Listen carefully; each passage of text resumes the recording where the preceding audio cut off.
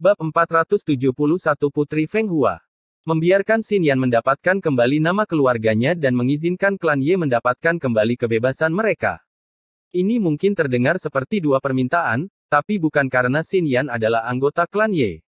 Tapi ketika Lin Yun mengatakan permintaannya, seluruh alun-alun langsung terdiam. Tidak ada yang menyangka bahwa permintaan Lin Yun akan sesederhana itu. Bagaimanapun, kebanyakan orang akan membuat permintaan untuk diri mereka sendiri seperti mendapatkan kekuatan atau sumber daya. Banyak orang bahkan mungkin menggunakan kesempatan ini untuk membalas dendam. Permintaan ini terlalu sederhana. Apakah Anda yakin tentang hal itu? Tanya utusan itu. Ya, jawab Lin Yun. Baiklah. Kaisar Qin, apakah Anda tahu apa yang harus dilakukan sekarang? Kata-kata utusan itu membuat perhatian semua orang tertuju pada Kaisar Qin. Bagaimanapun, Kaisar Qinlah yang merasa bahwa ayah Xin Yan memiliki terlalu banyak prestasi, itulah alasan mengapa dia mencap mereka sebagai pemberontak. Meskipun Xin Jue dan Xin Yan dilindungi oleh Paviliun Pedang Ling Qiao dan tidak direduksi menjadi budak, anggota klan Ye lainnya telah menjadi budak dan mereka menjalani kehidupan yang pahit. Xin Jue ingin berpartisipasi dalam kompetisi gerbang naga karena dia ingin klan Ye mendapatkan kembali kebebasan mereka. Tapi sekarang tugas itu jatuh ke pundak Lin Yun. Lin Yun tentu saja tidak akan mundur darinya. Tapi membuat Kaisar Qin menarik kembali kata-katanya dari 10 tahun yang lalu sama saja dengan menamparkan wajahnya, yang mana hal itu sangat memalukan bagi seorang kaisar. Wajah Kaisar Qin gelap dan wajahnya sedikit bergetar. Dia berjuang di dalam hatinya untuk membuat keputusan.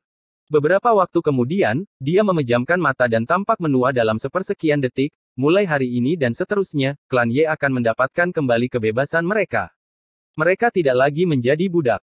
Tuan utusan, Anda dapat yakin bahwa saya tidak akan mengingkari kata-kata saya. Kata-katanya membuat mata Xin Yan memerah saat dia menatap pemuda di atas panggung dan tersenyum. Lin Yun benar-benar telah melakukannya. Dia mengalahkan semua orang dan menjadi juara, yang pada akhirnya menyelamatkan seluruh klan Ye. Jangan melawan kata-katamu. Jika tidak, kamu tahu konsekuensi dari melanggar kepercayaanku.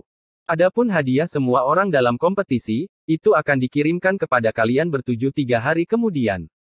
Flying Feather mati, tapi slotnya tidak akan terisi, kata utusan itu, yang membuat wajah Kaisar Qin menjadi jelek.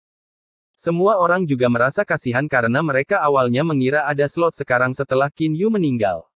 Pada saat yang sama, ini berarti bahwa hanya ada 7 tokoh bergelar di kekaisaran selama 3 tahun ke depan.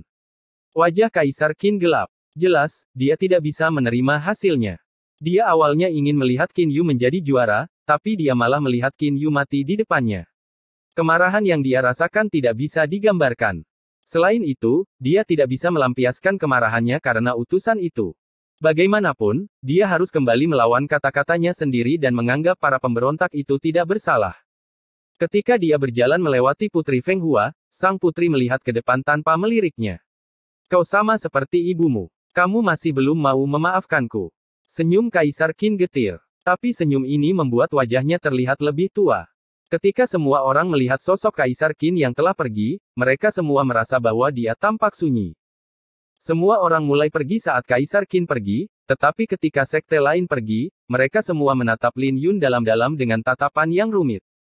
Mereka tidak menyangka bahwa Lin Yun akan benar-benar menjadi juara. Namun, bagi mereka yang memiliki hubungan baik dengan Lin Yun, mereka pergi untuk memberi selamat kepadanya. Pertempuran terakhir dan pembalikan besar membuat banyak orang menangis. Melihat orang-orang di sekitarnya datang untuk memberi selamat padanya, Lin Yun tetap tenang.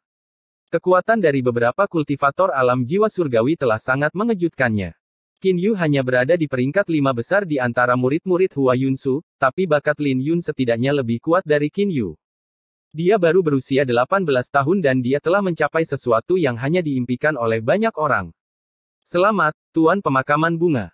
Mari kita berkumpul ketika kita punya waktu, kata Si Tuyi saat dia datang dengan kelompok Villa Bulan Iblis. Dia mungkin telah kalah, tapi dia tidak menyimpan dendam pada Lin Yun. Jiwa bela dirimu baik-baik saja, kan? Tanya Lin Yun. Akan baik-baik saja setelah beberapa hari. Jiwa bela diri fenomenal lebih kuat dari yang bisa kamu bayangkan. Kalau tidak, aku tidak akan menggunakannya, senyum Si Tuyi.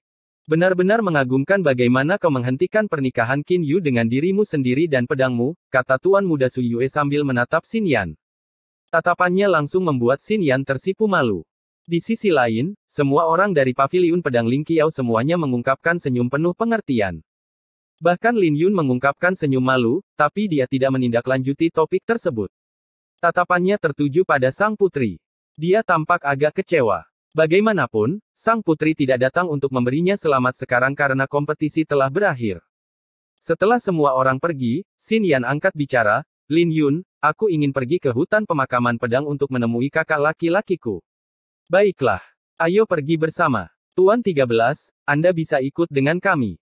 Kalian berdua bisa pergi duluan, aku akan segera ke sana, senyum Tuan 13 sambil mengelus jenggotnya. Lin Yun menganggukkan kepalanya. Dia mengucapkan selamat tinggal pada Tuan 13 dan Jian Xuanhe sebelum pergi ke hutan pemakaman pedang bersama Xin Yan dengan menunggang kuda naga darah. Paviliun Idol Cloud penuh sesak dengan orang-orang sekarang karena kompetisi telah berakhir. Orang-orang secara alami datang untuk mengumpulkan kemenangan mereka. Tentu saja, Li Wuyu ada di antara kerumunan. Tapi sayang sekali dia tidak menang banyak. Semua orang juga salah memperhitungkan underdog utama, Lin Yun. Satu-satunya yang benar adalah Tuan Liu Suang. Dia seperti seorang nabi karena dia bertaruh pada Lin Yun untuk menjadi juara dengan batu giok spiritual kelas 3. Nilainya adalah pukul 1:10, jadi dia dibayar atas kemenangannya. Semua orang menghela nafas bahwa mereka seharusnya memasang taruhan dengan cara yang sama seperti yang dilakukan oleh Tuan Liu Suang. Lagi pula, bertaruh 10.000 batu giok spiritual berarti mereka akan menerima 100.000 batu giok spiritual. Memikirkannya saja sudah gila. Kemudian lagi, tidak ada kata, jika, di dunia ini. Hanya Tuan Liu Suang yang bertaruh pada Lin Yun untuk menjadi juara. Tuan Liu Suang sedang minum sendirian di tingkat ketiga karena dia telah memesan seluruh tingkat. Dia minum sendirian sambil menatap keluar jendela, seolah-olah dia sedang menunggu seseorang. Kamu menang cukup banyak. Kudengar kau mempertaruhkan giok spiritual tingkat 3 untuk Lin Yun menjadi juara, kata sang putri. Jika ada orang di sini, mereka pasti akan terkejut. Dengan senyum tipis, Tuan Liu Suang meletakkan cangkirnya, bukankah seharusnya kamu yang bahagia? Lagi pula, bagaimana dia bisa sampai sejauh ini jika kamu tidak menyuruhku menyerahkan seluruh tinju naga harimau padanya? Tidak diragukan lagi bahwa tinju harimau naga adalah faktor besar bagi Lin Yun untuk menjadi juara. Tanpa itu, Lin Yun tidak akan naik begitu cepat dalam sekte. Tapi ini juga karena Lin Yun berbakat dan pekerja keras. Jika dia tidak cukup berbakat, akan sia-sia meskipun dia memiliki tinju harimau naga. Mungkin, sang putri tidak mengakuinya atau menyangkalnya, yang membuat Tuan Liu Suang semakin ragu. Aku akan naik tahta setengah bulan dari sekarang. Aku ingin kau di sana untuk menghentikannya jika dia datang, kata sang putri. Pada saat ini, dia mengeluarkan perasaan halus. Dia ada di sini, tapi dia merasa jauh. Lin Yun juga. Ya, kata sang putri. Bab 472 Jangan cemberut sebelum mati. Lin Yun dan Xin Yan berjalan menuju ke hutan pemakaman pedang. Sebuah mayat terbaring di atas batu di dekatnya yang mengeluarkan hawa dingin. Namun, mayat itu tidak benar-benar terlihat seperti mayat dan hanya terlihat seperti orang yang tertidur. Kakak, Xin Yan tidak bisa menahan air matanya lagi saat melihat mayat Xin Jue. Ini adalah pertama kalinya dia melihat tubuh Xin Jue sejak dia meninggal. Dia telah berusaha menghindarinya di dalam hatinya dan dia hanya berani menghadapi kakaknya sekarang setelah Lin Yun menjadi juara. Dia ingin memberi tahu kakaknya berita itu, bahkan jika dia tidak bisa lagi mendengar apa-apa. Melihat mayat Xin Jue, wajah Lin Yun berubah menjadi muram saat dia mengingat bagaimana Xin Jue mati untuk menyelamatkannya. Sebuah kenangan terputar di benak Lin Yun. Kamu harus lebih berhati-hati di masa depan. Xin Jue tersenyum dan mengulurkan tangannya. Namun, Lin Yun tidak mengerti mengapa Xin Jue mengatakan itu. Sepertinya seseorang tidak ingin aku tampil di kompetisi gerbang naga. Tapi bagaimanapun juga, adik laki-laki, kamu akan menghadiri kompetisi gerbang naga, kan? Xin Jue memberi Lin Yun senyuman santai. Tentu saja. Saya pasti akan menghadiri kompetisi gerbang naga, jawab Lin Yun. Kakak, ada sesuatu di dahimu, senyum Xin Yan sambil menatap Xin Jue. Bantu aku membersihkannya, senyum Xin Jue. Kamu sudah sangat tua, tidak bisakah kamu mengurus dirimu sendiri? Apa kamu tidak malu? Baiklah, sekali ini saja. Jangan bergerak. Xin Yan menggodanya dan dia melangkah maju untuk membersihkannya. Tapi senyumnya segera membeku. Adik laki-laki, saya ingin punya waktu dengan kakak, senyum Xin Yan sambil berbalik. Lin Yun segera tersadar dari lamunannya dan dia berjalan ke samping. Dia melihat ke arah danau dengan gumpalan kesedihan yang mengganggu pikirannya. Dia kemudian memejamkan matanya. Jadi bagaimana jika dia menjadi juara? Menjadi juara tidak ada artinya jika dia bahkan tidak bisa melindungi orang-orang terdekatnya. Hidupnya diselamatkan oleh Xin Jue, jadi kehormatan ini juga milik Xin Jue. Dia hanya membantu Xin Jue mengambil kembali apa yang menjadi milik klan Ye. Saat dia membuka matanya bersinar dengan tekad pantang menyerah. Aku bersumpah tidak akan membiarkan siapapun di dekatku terluka lagi. Ini adalah janji yang dia buat untuk dirinya sendiri, janji yang akan mengikutinya selama sisa hidupnya. Pedangnya tidak hanya untuk menghancurkan, tetapi juga untuk melindungi. Dia harus menjadi lebih kuat karena ini adalah hukum alam, yang kuat akan memangsa yang lemah. Penampilan Hua Yunsu telah meninggalkan kesan yang mendalam baginya. Jika Tuan 13 dan Jian Xuanhe tidak ada, dia pasti sudah mati. Itu adalah pengalaman yang menakutkan baginya karena dia begitu tak berdaya. Pemuda di samping Hua Yunsu juga memberinya tekanan besar karena pemuda itu berada di alam istana ungu pada usia yang begitu muda. Bakat seperti itu tidak terbayangkan di Kekaisaran Qin besar, tetapi kebenaran ada di depan matanya. Tepat pada saat ini, dua sosok perlahan keluar dari kabut. Itu adalah Tuan 13 dan Jian Xuanhe. Anak nakal, apa yang kamu pikirkan? Kamu baru saja menjadi juara, kenapa kamu tidak terlihat bahagia? Senyum Lord 13. Mungkin karena penampilan Hua Yunsu membuatnya tertekan, senyum Jian Xuanhe. Salam, para senior. Lin Yun menangkupkan kedua tangannya. Anak nakal, kemarilah. Tuan 13 melambaikan tangannya saat dia berbicara dengan ekspresi serius, jangan terlalu memikirkannya. Apakah Anda tahu apa yang awalnya dipikirkan Hua Yunsu? Apa yang dia pikirkan? Tanya Lin Yun. Haha, tidak bisakah kamu mengatakan bahwa dia tertarik padamu? Dia ingin mengambil paksa dirimu sebagai muridnya, senyum Tuan 13. Apa? Tanya Lin Yun. Anak nakal, kau harus tahu satu hal. Seluruh kekaisaran tidak ada apa-apanya di matanya. Dibandingkan dengan Qin Yu, kau bahkan lebih penting di matanya. Ini berarti kamu sangat berbakat sehingga bahkan Suanyang pun tertarik padamu, kata Tuan 13. Dia melanjutkan, tapi si gendut ini tidak akan membiarkannya lolos begitu saja. Inilah sebabnya mengapa satu-satunya pilihan yang dimiliki Hua Yunsu adalah pergi. Jian Xuanhe memelototi Tuan 13 sebelum dia melanjutkan, aneh juga. Dia tidak tampak seperti orang yang akan pergi dengan mudah. Apakah dia kuat? Tanya Lin Yun. Sangat. Kami tidak takut padanya, tapi tidak ada yang bisa kami lakukan untuk menghentikannya jika dia mengejarmu, kata Jian Xuanhe. Karena itu masalahnya, mengapa dia pergi begitu saja? Tanya Lin Yun. Kedua senior itu bertukar pandang karena mereka juga bingung. Namun, Tuan 13 segera menatap Lin Yun dengan tatapan yang dalam dan menyuarakan spekulasinya, karena nona di atas kursi singgasana itu meliriknya. Gadis itu tidak sederhana. Kau kenal dia? Tanya Jian Xuanhe. Dia telah berdiri untuk membantu Lin Yun selama pernikahan Qin Yu. Dan sekarang, dia berdiri untuk membantu Lin Yun saat dia dalam bahaya. Pertama kali mungkin hanya kebetulan, tapi yang kedua kalinya. Itu benar-benar tidak mungkin kebetulan. Lin Yun tersenyum pahit karena dia tidak tahu bahwa dia begitu berbahaya saat itu. Jadi ternyata Hua Yunsu tidak pergi karena utusan misterius itu, tapi karena sang putri menatapnya. Tidak, jawab Lin Yun setelah sekian lama. Lupakan saja. Jangan bicarakan itu lagi. Lin Yun, apa yang ada dalam pikiranmu setelah ini? Tanya Tuan 13. Aku berencana untuk meninggalkan Kekaisaran Qin besar untuk beberapa waktu dan berkeliling di sekitar domain selatan kuno, jawab Lin Yun. Bagus sekali. Inilah yang dilakukan orang di masa lalu. Kamu tidak akan tahu seberapa kuat jenius sejati tanpa keluar. Hanya dengan begitu kamu bisa mengeluarkan potensi penuh dari bakatmu. Jian Xuanhe berhenti sejenak sebelum dia melanjutkan, tapi fondasi Anda masih terlalu lemah. Stabilkan dengan baik sebelum pergi.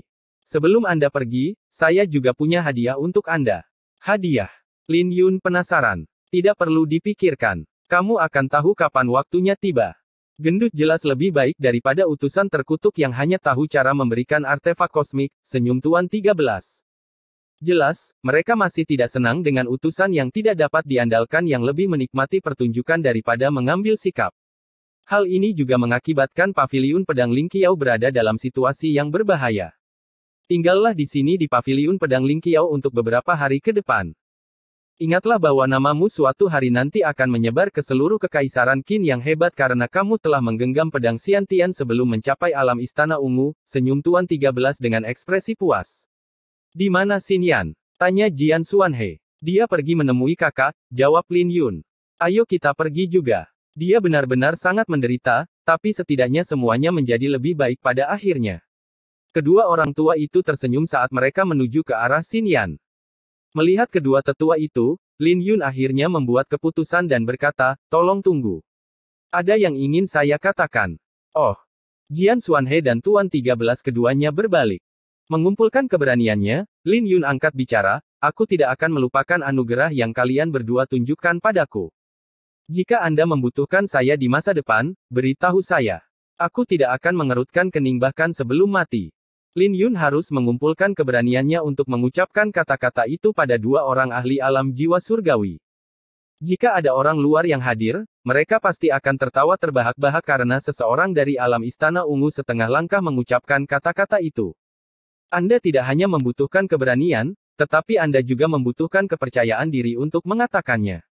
Hahaha. Jian Xuanhe dan Tuan 13 tertegun sejenak sebelum mereka tertawa. Baiklah, saya akan mengingatnya, jawab Jian Xuanhe. Aku juga, jawab Tuan 13.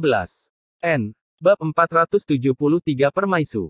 Mendengarkan tawa kedua seniornya, Lin Yun tersenyum dan menghela nafas lega.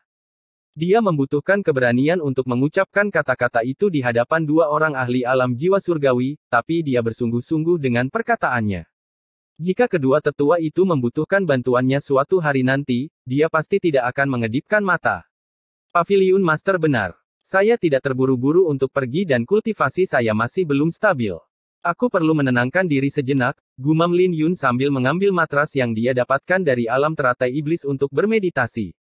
Saat dia mengedarkan sutra pedang Ziyuan, energi spiritual mulai mengalir ke dalam tubuhnya dari segala penjuru.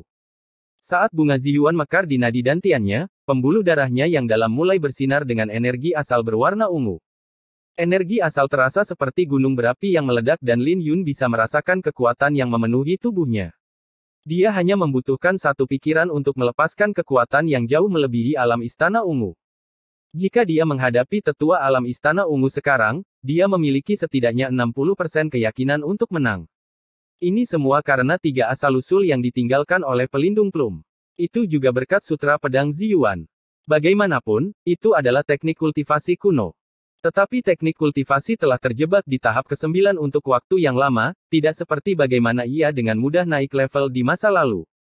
Bahkan jika itu adalah teknik kultivasi kuno, itu masih memiliki persyaratan yang ketat.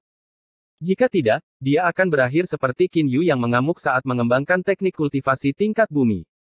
Tapi tidak akan mudah baginya untuk mencapai alam Istana Ungu.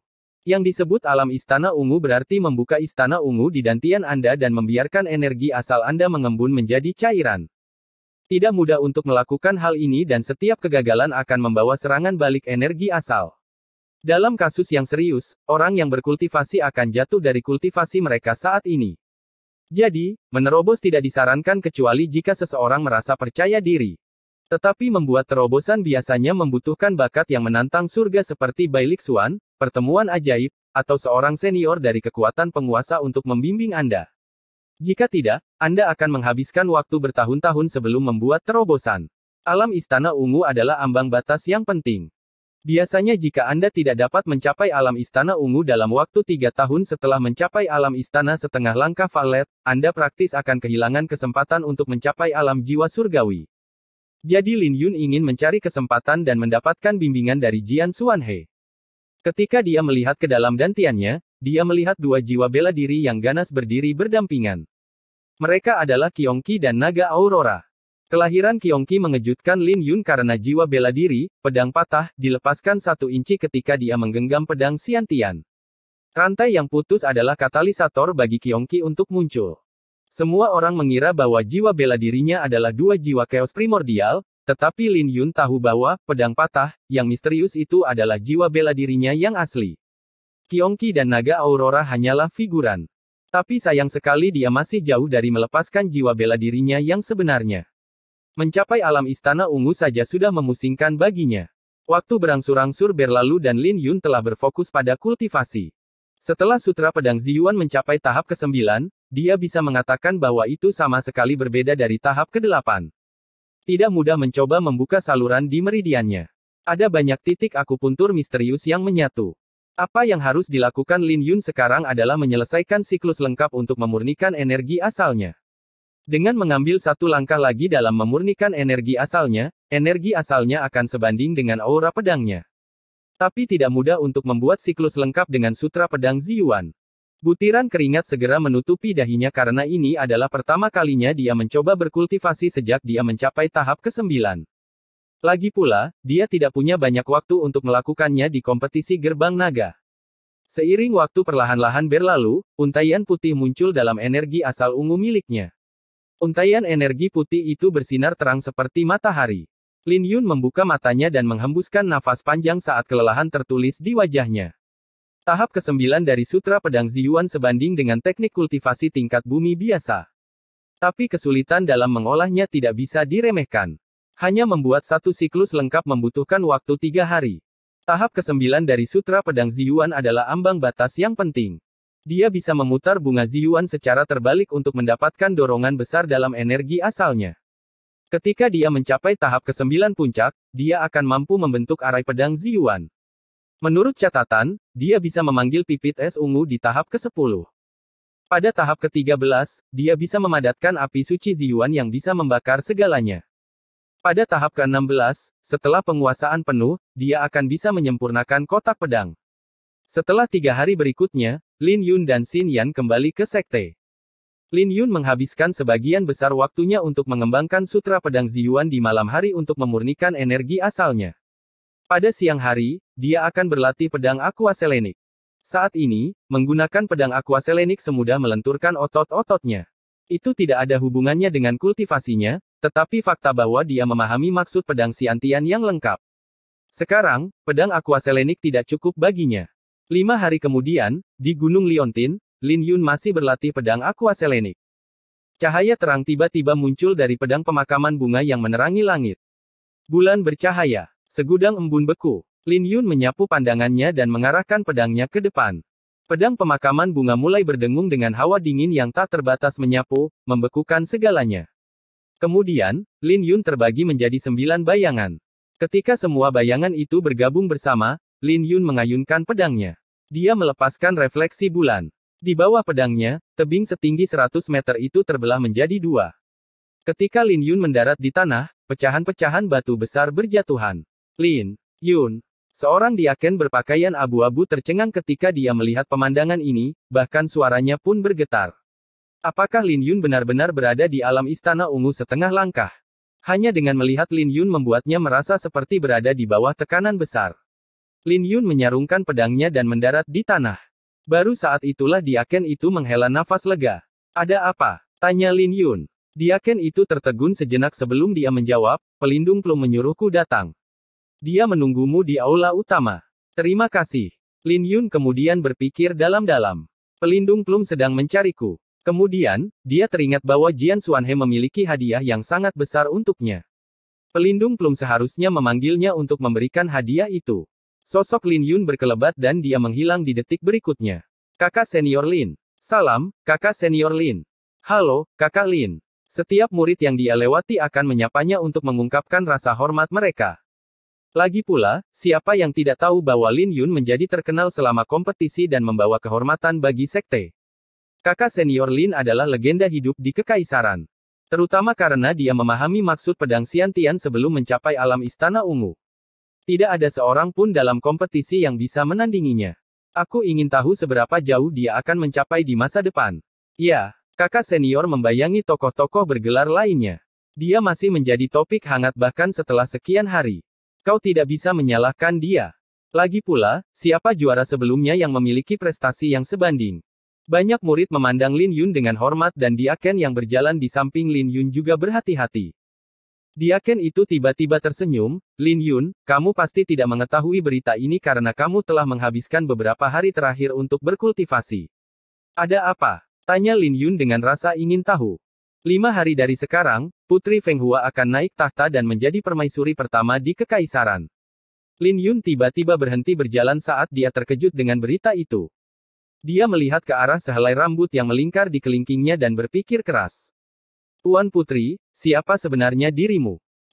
Bab 474 kami akan mengirimmu pergi. Lin Yun, ada apa? Tanya diaken itu. Bukan apa-apa, jawab Lin Yun sambil tersenyum. Tapi saat dia melanjutkan perjalanan, dia terus bertanya-tanya tentang identitas sang putri yang sebenarnya. Beberapa saat kemudian, mereka berdua tiba di depan aula utama dan diaken menangkupkan kedua tangannya, silakan. Pelindung Plum telah menunggu. Menganggukkan kepalanya, Lin Yun memasuki aula. Hanya ada satu orang yang berdiri di aula yang megah. Pelindung Plum berdiri di depan tablet leluhur dan kemudian dia menoleh ke Lin Yun sambil tersenyum, anak nakal, kudengar kau bersiap untuk pergi. Ya, jawab Lin Yun. Pelindung Plum berjalan mendekat sambil tersenyum, kau tidak lagi memiliki lawan di antara generasi muda. Aku memanggilmu kemari karena dua hal. Pelindung Plum sengaja menjeda pidatonya untuk membangun ketegangan. Apa kau tidak sedikit cemas? Baiklah, dengarkan baik-baik. Hal pertama yang akan dibahas adalah hadiah dari utusan. Itu tiba beberapa hari yang lalu, tetapi tidak ada yang mengganggumu karena kau sedang berkultivasi, kata Pelindung Plum sambil menyerahkan sebuah kotak brokat. Lin Yun mengambil kotak itu dan wajahnya berubah. Dia bisa merasakan bobot yang luar biasa dari kotak itu dan dia membukanya tanpa ragu-ragu. Saat dia membukanya, dia menyipitkan matanya menjadi sipit karena cahaya yang menyilaukan. Ada total 10 batu giok spiritual kelas 3. Ini. Suara Lin Yun bergetar. Sepertinya ini bukan hadiahnya. Lin Yun ingat bahwa dia seharusnya menerima batu giok spiritual kelas 2. Bagaimanapun, batu giok spiritual kelas 3 sangat berharga. Di alam bela diri yang mendalam, batu giok spiritual kelas 3 bisa membentuk urat nadi yang dalam. Ini adalah hadiah khusus untukmu. Bagaimanapun, Anda berhasil melewati mode neraka, kata Pelindung Plum, dengan bangga. Aku hanya akan menyimpan setengahnya. Kamu bisa memiliki sisanya, jawab Lin Yun. Hahaha, kau berhutang padaku lebih dari 5 giok spiritual kelas 3, tapi jangan khawatir. Simpan saja. Pelindung Plum melambaikan tangannya dan sebuah rantai emas muncul di tangannya. Ini adalah artefak kosmik tingkat rendah. Ini mungkin peringkat rendah, tapi artefak kosmik defensif jarang terjadi. Nilainya tidak lebih rendah dari bendera perang api merahmu. Kemudian, dia mengeluarkan sebuah token dan melanjutkan, ini adalah token naga tersembunyi. Kamu akan membutuhkannya untuk kelompok drakonik setahun dari sekarang. Jadi jangan sampai hilang. Selain token itu, Lin Yun juga menerima 10.000 batu giok spiritual kelas 2. Baiklah, selanjutnya. Senyuman perlahan menghilang dari wajah Pelindung Plum. Lin Yun, apakah kamu ingat apa yang aku janjikan padamu sebelumnya? Aku akan memberimu salinan lengkap pedang Tuan sekarang. Hati Lin Yun mengepal saat Pelindung Plum mengatakan itu. Pedang Tuan besar hanya memiliki satu jurus, tapi kekuatannya jauh melebihi imajinasi Lin Yun. Orang harus tahu bahwa dia bisa mencapai penguasaan yang lebih rendah dalam teknik pedang biasa dalam waktu setengah bulan. Aku tahu. Kau pernah berkata bahwa kau akan memberiku salinan lengkapnya saat kultivasiku mencapai persyaratanmu, jawab Lin Yun. Pedang Tuan adalah teknik pedang kelas bumi. Itu adalah teknik pedang yang langka, tidak hanya di Kekaisaran Qin yang agung, tapi juga di seluruh domain selatan kuno, jelas Pelindung Plum. Mungkin di Kekaisaran Qin besar, tapi aku ragu di domain selatan kuno. Lin Yun bergumam dalam hati pada dirinya sendiri. Aku tahu apa yang kau pikirkan. Leluhur, nama Jian Wuming terkenal di seluruh domain selatan kuno dan bukan hanya di Kekaisaran Qin besar. Dia adalah salah satu pewaris dari Sekte Pedang dan Pedang Tuan adalah salah satu dari 9 garis keturunan dari Sekte Pedang, senyum Pelindung Plum. Sekte Pedang. Lin Yun bingung. Ini adalah pertama kalinya dia mendengarnya. Sekte Pedang adalah sekte paling kuno di domain selatan kuno. Itu dihancurkan dan hanya ada sebagai gerbang pedang horizon. Namun, gerbang pedang horizon hampir tidak sampai 1/10 dari status Sekte Pedang. Meski begitu, itu masih merupakan penguasa di domain selatan kuno. Apa kau mengerti sekarang? Gerbang pedang langit hanya 1/10 dari kekuatan Sekte Pedang, tapi itu masih salah satu dari 9 tuan di domain selatan kuno. Seberapa kuatkah kekuatan dari Sekte Pedang? Lin Yun terkejut dan dia sekarang tahu mengapa Pelindung Plum mengatakan bahwa pedang tuan begitu kuat. Pedang tuan besar tidak hanya kuat, tapi juga memiliki ambang batas yang tinggi. Banyak orang mengamuk hanya untuk mempelajarinya dan tidak banyak yang bisa menggunakannya. Desah Pelindung Plum. Dia sedih karena tidak banyak orang yang bisa mempraktekkan teknik pedang ini. Bahkan dia pun pernah mencobanya. Kamu telah mempelajari bentuk pertama dengan baik, tapi berhati-hatilah saat kamu mengolahnya. Semua leluhur kita merasa ada yang kurang dalam teknik pedang ini, yang membuat melatihnya menjadi lebih sulit, kata pelindung plum dengan ekspresi serius sambil menyerahkan sebongkah batu giok pada Lin Yun. Ada yang kurang.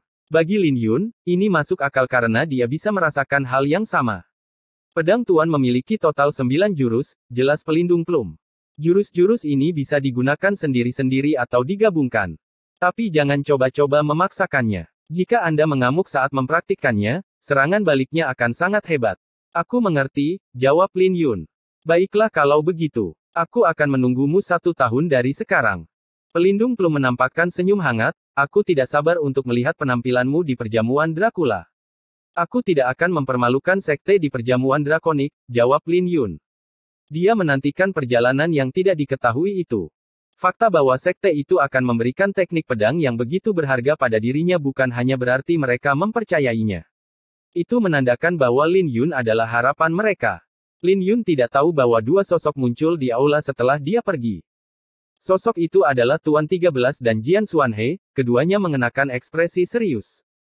Bakatnya cukup untuk melatih pedang Tuan sejak dia memahami maksud pedang Xiantian sebelum mencapai alam Istana Ungu. Tapi kami berdua gagal total dalam perjamuan drakonik saat itu. Aku ingin tahu seberapa jauh dia bisa melangkah. Tidak ada yang tahu betapa brutalnya kompetisi ini. Ketika Lin Yun kembali ke Gunung Liontin, dia tidak terburu-buru untuk berlatih pedang Tuan. Dia mengeluarkan giok spiritual kelas 3 dan mulai mengedarkan sutra pedang Ziyuan untuk memurnikannya. Apa yang perlu dia lakukan saat ini adalah mengubah semua energi asalnya menjadi aura pedang. Sutra pedang tidak seperti teknik kultivasi lainnya. Bagaimanapun, kepadatan energi asalnya jauh lebih kuat daripada energi asal orang lain. Selain itu, hati Lin Yun sangat ambisius. Dia ingin memurnikan semua energi asalnya menjadi aura pedang sebelum mencapai alam Istana Ungu. Itu bukanlah perjalanan yang mudah, tapi tidak akan terbayangkan jika dia berhasil. 3 hari kemudian, Lin Yun perlahan membuka matanya setelah menyelesaikan 1 putaran. Butir-butir keringat jatuh dari dahinya. Dia tampak kelelahan, tapi pupil matanya tajam. Lumayan. Batu giok spiritual kelas 3 ini berhasil mengubah 1/10 dari energi asalku. Sungguh mengejutkan. Lin Yun tersenyum saat batu giok spiritual kelas 3 di tangannya berubah menjadi abu. Tapi ini baru permulaan. Kecepatannya tidak akan secepat ini semakin dia maju. Baiklah, saatnya untuk pergi, gumam Lin Yun. Dia tidak mau meninggalkan kekaisaran Qin besar, tapi dia tahu bahwa dia harus pergi untuk membuat lebih banyak kemajuan dalam kultivasinya. Lin Yun menghela nafas saat dia meninggalkan sepucuk surat di atas meja. Dia dipenuhi dengan emosi yang rumit, jadi dia berharap semua orang bisa memaafkannya atas kepergiannya yang tiba-tiba. Sampai jumpa lagi setahun lagi. Lin Yun pergi setelah meletakkan surat itu di atas meja. Ketika dia berangkat dari Gunung Liontin, dia mengendarai kuda naga darah dan melesat pergi. Tapi tiba-tiba, seekor kuda putih muncul di hadapannya. Seolah-olah kuda putih itu telah menunggu untuk waktu yang lama, yang membuat Lin Yun bingung. Ada seorang wanita di atas kuda yang mengenakan kerudung untuk menutupi kepalanya. Wanita itu secara alami adalah Xin Yan. Kakak perempuan, kata Lin Yun. Adik laki-laki, apakah kau sudah memberitahu salah satu dari kami bahwa kau akan pergi? Senyum Xin Yan. Kakak senior Lin Yun, izinkan kami mengirimmu pergi. Tiba-tiba, kuda yang tak terhitung jumlahnya datang entah dari mana dari kedua sisi jalan. Bab 475 berhenti di sana. Lin Yun merasakan kehangatan saat dia melihat berapa banyak orang yang mengantarnya. Semua orang telah memanggilnya adik laki-laki saat dia pertama kali bergabung dan mereka melindunginya seperti anak ayam di depan persatuan tuan-tuan. Tapi sekarang, perserikatan tuan-tuan telah bubar dan adik laki-laki yang pernah mereka lindungi sekarang telah menjadi juara kompetisi gerbang naga. Di saat yang sama, dia juga berubah menjadi kakak senior mereka. Apakah kamu sedang merayu kematian? Ye Xinyan memelototi Lin Yun. Lin Yun tahu bahwa dia yang salah, jadi dia tersenyum, kakak senior, kamu sangat cantik hari ini. Cek, kapan aku tidak cantik? Ye Xinyan mengedipkan mata padanya dan kemudian tersenyum, apa ini? Apakah kamu menyukaiku sekarang? Jika kamu menyanjungku lagi, aku akan mempertimbangkannya. Bagaimana? Pertimbangkan apa? Lin Yun berpura-pura tidak tahu. Ambil ini. Ye Xinyan tertawa dan dia mengayunkan cambuk kudanya ke arah Lin Yun. Lin Yun meraih cambuk itu dan tersenyum, kakak perempuan, apa kau tega memukulku? Saat dia menarik cambuknya, Ye Xinyan tiba-tiba ditarik ke atas. Ini mengejutkan Lin Yun dan dia menangkap Ye Xinyan dalam pelukannya. Sekarang di atas kuda naga darah, lengan Ye Xinyan melingkari leher Lin Yun dan sekelilingnya tiba-tiba menjadi sunyi. Adegan ini mengejutkan semua orang ketika mereka melihat rasa malu di wajah Ye Xinyan. Astaga! Li Wuyu berteriak ketika dia melihat adegan ini. Cium, cium, cium, cium, cium. Semua orang meniru Li Wuyu dan berteriak dengan penuh semangat. Mereka tahu bahwa hubungan Ye Xinyan dan Lin Yun seperti saudara kandung. Mereka memiliki hubungan khusus yang agak ambigu tetapi pada saat yang sama tidak, karena tidak ada yang mengambil langkah selanjutnya. Jadi mereka tiba-tiba menjadi bersemangat saat melihat adegan ini. Bagaimanapun, dapat diterima oleh mereka jika Lin Yun dan Ye Xinyan berkumpul. Kau harus melepaskanku sekarang, adik laki-laki. Atau apakah kamu benar-benar akan menciumku? Ye Xinyan semakin memerah, seperti mawar yang cerah saat dia memelototi Lin Yun. Kakak senior, bagaimana aku bisa melepaskanmu jika kau terus memelukku? Senyum Lin Yun pahit. Kamu dan mulutmu yang lancang. Ye Xinyan mencubit leher Lin Yun dan bergerak ke belakang Lin Yun. Sambil menarik tali kekang, Ye Xinyan berkata, ayo pergi. Kuda naga darah berubah menjadi bayangan dan menghilang dari mata semua orang. Sialan. Bajingan itu mencuri kakak senior. Hatiku sakit. Gumam Li Wuyu. Bukankah kamu berteriak paling keras tadi? Mo Chen melirik Li Wuyu dengan jijik. Tetapi hatiku masih sakit. Cemberut Li Wuyu. Haha, ayo pergi. Kembali ke gunung. Tawa Mo Chen. Dia berhenti mengganggu dirinya sendiri dengan Li Wuyu dan kembali ke paviliun pedang Ling Qiao bersama yang lainnya. Saat malam tiba, kuda naga darah melambat. Lin Yun dan Ye Xinyan telah mengobrol sepanjang jalan. Kakak perempuan, kau tidak akan kembali. Lin Yun mencoba mencari topik pembicaraan. Dia mulai panik ketika dia merasakan tubuh lembut Ye Xinyan. Aku akan berkeliling dunia bersamamu, mengedipkan mata pada Ye Xinyan. Tapi ketika dia tidak melihat respon dari Lin Yun, dia tertawa, baiklah, aku hanya menggodamu. Aku tidak berniat untuk kembali. Klan Ye telah mendapatkan kembali kebebasan mereka, jadi aku tidak lagi memiliki sesuatu yang perlu dikhawatirkan di kekaisaran. Saya berniat untuk pergi keluar dan melihat dunia. Kalau begitu kita bisa tinggal bersama untuk beberapa waktu, jawab Lin Yun. Ada begitu banyak orang jahat di luar sana dan aku sangat cantik. Jadi kau harus melindungiku, kata Ye Xinyan. Pedangku tidak akan membiarkanmu terluka, kata Lin Yun dengan percaya diri. Kau dan mulutmu yang sombong lagi. Senyum Ye Xinyan. Kecantikannya tidak bisa disembunyikan oleh kegelapan. Langit berangsur-angsur menjadi gelap saat Lin Yun dan Ye Xinyan terus berbicara. Mereka berbicara tentang waktu yang mereka habiskan di Gunung Liontin dan masa lalu mereka. Ye Xinyan tidak pernah berhenti tertawa sepanjang jalan. Tapi saat fajar menyingsing, Lin Yun merasa ada yang tidak beres. Dia mengangkat kepalanya untuk melihat ke langit. Sepertinya ada sesuatu yang mengganggunya. Ye Xinyan mencoba menanyakan hal itu, tapi Lin Yun hanya tersenyum dan diam. Namun, sementara Lin Yun mendengarkan Ye Xinyan, dia sesekali menatap ke langit. Ketika malam berlalu, Ye Xinyan terbangun dan melihat Lin Yun sedang membasuh wajahnya di tepi sungai. Ketika Ye Xinyan menghampiri, dia melihat Lin Yun menatap bayangannya sendiri. Adik laki-laki, apakah kamu tahu ada acara apa hari ini? Tanyanya. Lin Yun terkejut. Dia dengan cepat selesai mencuci wajahnya dan tersenyum, ada acara apa? Hari ini adalah kenaikan tahta Putri Feng Hua. Oh, tunggu sebentar. Mulai hari ini, kamu harus memanggilnya Permaisuri Feng Hua. Apakah Anda ingin pergi dan melihatnya? Ye Xinyan menatap wajah Lin Yun. Saat dia menyebutkan bahwa sang putri sedang naik tahta, senyum menghilang dari wajah Lin Yun. Adik laki-laki, apakah kamu berniat membohongi dirimu sendiri lebih banyak lagi? Senyum Ye Xinyan. Lin Yun tertegun sejenak sebelum matanya bersinar dengan tekad. Kakak senior, pergilah. Ye Xinyan menghilang dan kemudian muncul kembali di atas kuda naga darah. Bersama dengan Lin Yun, kuda naga darah melesat menuju ibu kota seperti kilatan petir merah.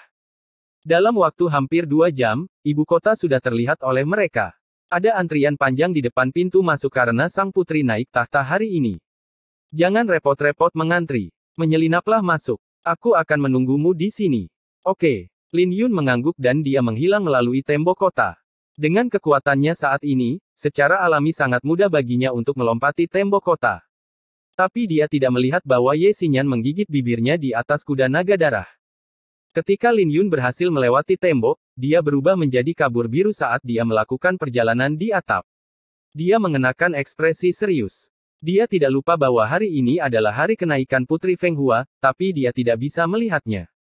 Dia tidak tahu mengapa dia tidak mengatakan apa-apa ketika dia menjadi juara dan dia ingin tahu identitas Putri Feng Hua yang sebenarnya. Tidak butuh waktu lama bagi istana untuk muncul di hadapannya. Hari ini, istana itu tampak megah dan musik seremonial kuno mengalun dari sana. Penjagaannya juga jauh lebih ketat hari ini. Lin Yun berdiri di atas sebuah bangunan tinggi sambil memandang istana. Dia bisa melihat sosok Langsing yang mengenakan jubah yang indah. Dia berjalan perlahan-lahan di atas tangga, dengan singgasana di ujungnya yang melambangkan otoritas. Lin Yun ragu-ragu apakah dia harus masuk. Bukan karena dia tidak punya keberanian, tapi dia tidak bisa memastikan identitas sang putri. Jika dia tidak seperti yang dia pikirkan, maka itu akan sangat memalukan. Tapi bagaimana jika dia benar? Lin Yun akhirnya memutuskan untuk pergi. Dia tidak ingin menyerah meskipun ada kesempatan yang tipis. Mengetuk atap, dia menyerbu ke arah istana. Penyusup. Para penjaga tidak menemukannya, tetapi para elit pengawal ilahi melihatnya ketika dia mendekati gerbang pertama. Mereka segera menyerbu ke arahnya. Berhenti. Sebuah teriakan terdengar tepat ketika para elit pengawal ilahi hendak menyerbu ke depan. Sosok yang tidak asing lagi perlahan muncul di hadapan Lin Yun, itu adalah Yue Qing, yang juga telah menerima gelar dalam kompetisi. Dia menginstruksikan para elit, turunlah. Aku akan menanganinya. Kalian bukan lawannya. Roger. Pengawal ilahi sangat ketat dalam hal perintah. Jadi saat Yue Qing mengeluarkan perintah, mereka dengan cepat bubar. Kamu bukan lawanku. Enyahlah, kata Lin Yun sambil menatap Yue Qing tanpa ekspresi. Tuan Putri memerintahkan agar tidak ada yang mendekat hari ini. Jadi aku tidak bisa mundur. Yue Qing melambaikan tangannya dan dia mengambil tombak panjang. Dalam sepersekian detik, dia memancarkan niat membunuh yang kuat bersama dengan aura di alam istana kuasa Valet. Tapi bahkan sebelum dia bisa melakukan apapun, sesosok tubuh muncul di hadapannya. Dia terkejut dan dikirim terbang hanya dari sebuah telapak tangan. Ketika dia jatuh ke tanah, dia segera berbalik dan melihat sosok biru itu sudah melewatinya. Menyeka darah dari bibirnya, Yue Qing tersenyum pahit, aku bahkan tidak bisa menerima pukulan. Tahan. Orang lain melangkah keluar untuk menghentikan Lin Yun. Kali ini, itu adalah Egret, si kuntul yang kalah dari Qin Yu. Tanpa ragu, dia jauh lebih kuat dari Yue Qing. Mereka tidak menyisihkan omong kosong dan segera bentrok. Tapi Egret segera kalah setelah 3 jurus. Ketika dia jatuh ke tanah, dia memasang wajah pahit. Tuan Putri telah memerintahkan. Siapapun yang mengganggu harus dibunuh. Sebuah suara dingin terdengar ketika Lin Yun mencapai gerbang ketiga. Kali ini, itu adalah Tuan Liu Suang. Tatapannya dingin saat dia menatap Lin Yun, melepaskan aura milik alam istana ungu. Lin Yun tidak terkejut dengan hal itu karena dia tahu bahwa Tuan Liu Suang telah mencapai alam istana ungu. Alam istana ungu dibagi menjadi 3 tahap, tahap Yin, Yang, dan Yin Yang. Tuan Liu Suang seharusnya berada di tahap Yin yang lebih rendah. Namun meski begitu, aura yang keluar darinya jauh melampaui Erget dan Yue Qing. Pergilah. Aku tidak ingin membunuhmu, kata Tuan Liu Suang. Lin Yun tidak mengucapkan sepatah kata pun dan dia dengan lembut menepuk kantung interspasialnya. Dia kemudian melemparkan sebotol arak kera. Sialan, kau pikir aku ini siapa? Tuan Liu Suang melemparkan sebuah tinju. Tapi saat tinjunya hampir bersentuhan dengan guci arak, dia tiba-tiba mengumpat, sialan. Dia tiba-tiba menarik kembali serangannya dan menjelaskan, jangan berpikir bahwa kau bisa menyuapku dengan sebotol anggur. Sang putri telah memerintahkan. Bahkan sebelum dia bisa menyelesaikannya, dia melihat guci demi guci terbang ke arahnya. Hal ini langsung membuatnya berseru karena dia tidak ingin melihat guci-guci itu pecah. Dalam sekejap mata, 10 stoples telah menumpuk di dadanya. Ketika dia berbalik, dia melihat Lin Yun sudah melewatinya. Lupakan saja. Senyuman tak berdaya muncul di wajah Tuan Liu Suang. Pada upacara agung, sang putri perlahan-lahan naik tahta. Ketika Lin Yun mendarat di tanah, niat pedang yang menakutkan dilepaskan darinya.